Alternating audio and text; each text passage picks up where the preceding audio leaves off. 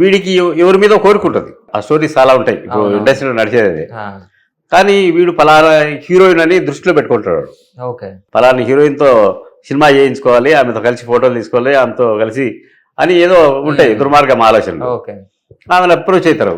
సరే ఆమె డబ్బులు అడుగుతుంది, ఇస్తామంటారు. వాట్ నెక్స్ట్ అనే దగ్గర తేడా వస్తుంది.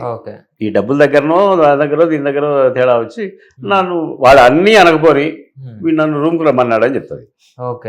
వాళ్ళదేమైంది అంటే దాని వెనక నిజం కూడా ఉండొచ్చు. ఈ మూడో రకం నిర్మాతలతోనే ఈ ప్రాబ్లం వచ్చేది. అంటే కాస్టింగ్ కౌచ్ లేదు అని నేను చెప్పడం లేదు, ఉందని మాత్రం గంటాపదంగా చెప్తాను నేను 100%.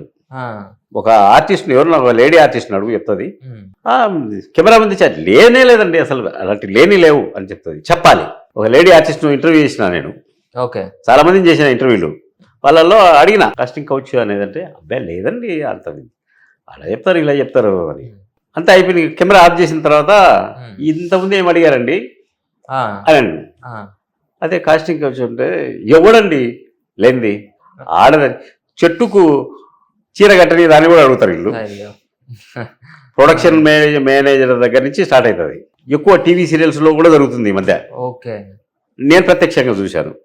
కాస్టింగ్ కౌచ్ లేదు అనేటోళ్ళు ఎవరైనా రమ్మనండి, నాతో కూర్చొని మాట్లాడమనండి, నేను నిరూపిస్తా.